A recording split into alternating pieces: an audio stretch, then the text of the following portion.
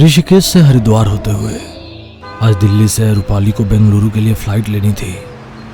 शादी के 6 सालों में का 8वां ट्रांसफर था, मगर ऋषिकेश की खूबसूरत धरती पर 8 महीने कैसे बीत गए पता ही नहीं चला। अब इस खूबसूरत जगह को छोड़कर जाने का बिल्कुल भी मन नहीं था, मगर जैसे तैसे पैकिंग करके वो लोग कार से दिल्ली के लिए निकल गए। क्या बात है रूपाली, इतनी गुमसुम क्यों बैठी हो? तुम्हारा ये ट्रांसफर रुक नहीं सकता है क्या? मेरा यहाँ से जाने का बिल्कुल भी मन नहीं है। तुम्हारे मन की बात समझ सकता हूँ, मगर अब विश्वास करो, 1-2 साल और उसके बाद अपना खुद का बिजनेस शुरू करूँगा। फिर ये बंजारों से ज़िंदगी से आज़ादी मिल जाएगी। बेंगलुरु से कंपनी की तरफ से रहने के लिए एक बड़ा बंगला मिला था, जो ऑफिस लोकेशन से काफ़ी पास था। ये घर पसंद आया? घर तो अच्छा है, मगर हम दोनों के लिए काफी बड़ा है। और देखो, ये एकदम सुनसान जगह पर है, इसके आसपास कोई घर भी नहीं है। कुछ दिनों की बात है, उसके बाद फिर ट्रांसफर हो जाएगा। अच्छा है कोई पड़ोसी नहीं है, तो तुम्हें ये जगह छोड़ते वक्त बुरा भी नहीं लगेगा। कहते हुए दक्ष अपना सामान घर के भीतर ले आया। रूपाली ने हॉल की खिड़की खोली तो धीमी धीमी ठंडी हवा आ रही थी।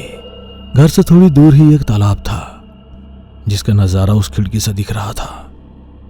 कुछ पल के लिए वो वहीं खड़ी थी, तभी उसे लगा कि दूर तालाब से कोई उसे घूर कर देख रहा है। वो गहरी काली आंखें उसके शरीर में कंपन पैदा कर रही थी। डरते हुए वो जैसे ही खिड़की बंद करने लगी, उसे लगा उसके पीछे से कोई निकला है। उसने मुड़कर देखा तो जो हवाएं धीरे धीरे चल रही थी, तेज हवा के झोंके में बदल गई। उसने खिड़की बंद कर दी, मगर वो आंखें अभी भी उसे घूर रही थी। दक्ष ने बाहर से खाना ऑर्डर किया और खाना खाकर तुरंत सो गया, मगर रूपाली को बेचैनी हो रही थी। देर रात तक उसे नींद नहीं आई। अगले सुबह 9 बजे जब वो हड़बड़ाकर उठी तो दक्ष ऑफिस जाने के लिए तैयार था। उसे ऑफिस के लिए भेज रूपाली अपनी चाय लेकर बाहर गार्डन में आ गई। उसे ना जाने क्यों अब दिन की रोशनी में भी ये घर उसे जाना पहचाना सा लग रहा था। ऐसा लग रहा था कि पहले भी कभी रूपाली ने इस घर को देखा है, मगर कहाँ उसे याद नहीं आ रहा था, क्योंकि बेंगलुरु तो वो पहली बार आई थी। रूपाली उस घर को निहारने में इतनी मग्न हो गई कि उसे होश ही नहीं था कि सुबह से शाम हो गई और दक्ष ऑफिस से आ चुका था। बार बार घंटी बजाने के बावजूद भी जब रूपाली ने दरवाजा नहीं खोला तो एक्स्ट्रा की से दरवाजा खोलकर दक्ष घर के भीतर दाखिल हुआ तो उसने देखा सारा काम ऐसे ही रखा हुआ था। वो रूपाली को ढूंढता हुआ बगीचे में पहुंचा। रूपाली उस आकृति की ओर ध्यान से देख रही थी कि तभी उसके कानों में आवाज आई, रूपाली रूपाली रूपाली, क्या सोच रही हो? दक्ष की आवाज से रूपाली की तंद्रा टूटी। अरे दक्ष, तुम कब आए? और मैंने तो गेट भी यही खोला और अभी यहाँ। कहते हुए वो वापस पीछे पलटी, मगर अब वहां पर कोई धुआं नहीं था। क्या हुआ? किस सोच में खोई हुई थी तुम? मैंने कितनी बार घंटी बजाई, मगर तुमने रिप्लाई तक नहीं किया। बोलो ना।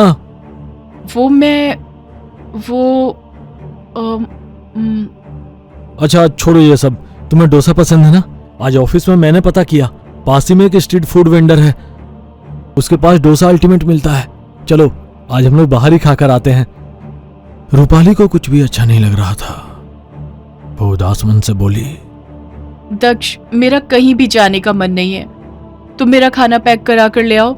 ये क्या बात हुई? डोसा तो गर्मी अच्छा लगता है। जल्दी करो, ज्यादा देर नहीं लगेगी, तुरंत आ जाएंगे।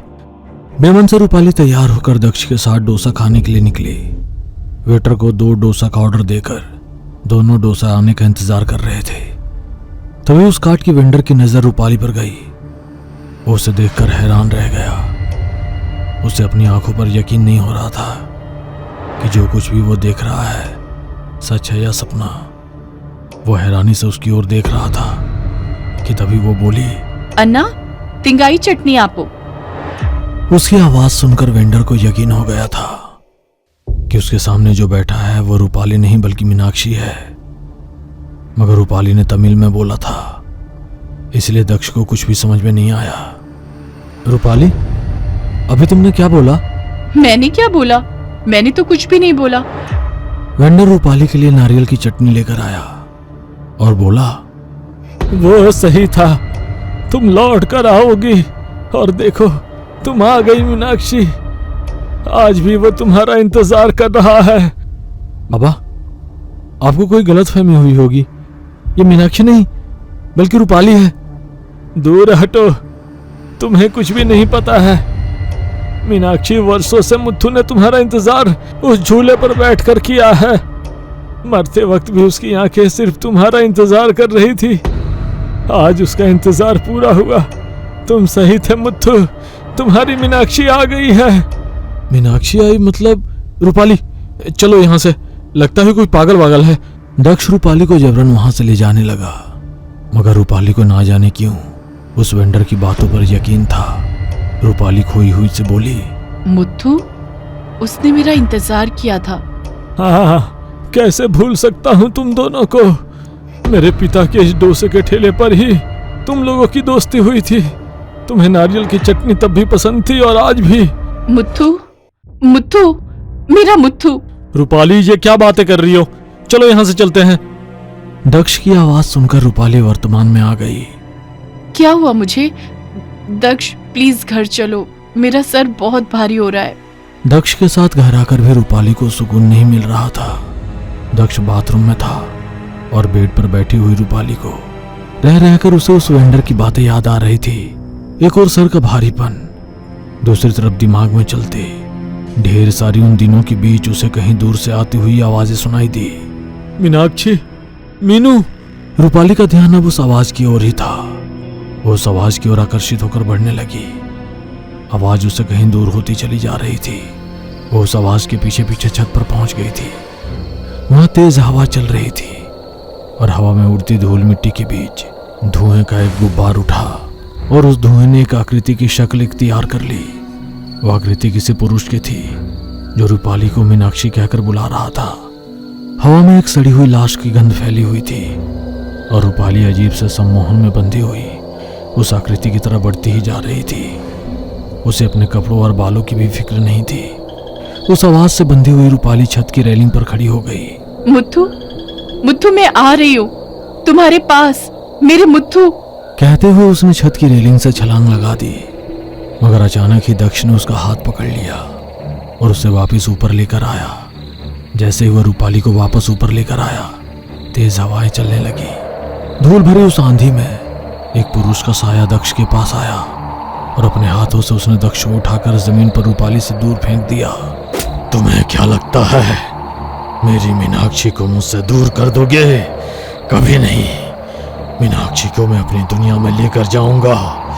बरसों इसका इंतजार किया है, अब इसे अपने साथ ले जाकर खुद भी मुक्ति पाऊंगा। हम दोनों के बीच में मत आना, वरना मुझसे बुरा कोई नहीं होगा। आज तो मैं यहाँ से जा रहा हूँ, क्योंकि दिन में केवल एक ही बार मैं मीनाक्षी को अपने साथ ले जाने की कोशिश कर सकता हूँ, मगर कल मैं वापस आऊंगा। तब तुम मुझे रोक नहीं पाओगे। मैं आऊंगा, लौट कर वापस आऊंगा।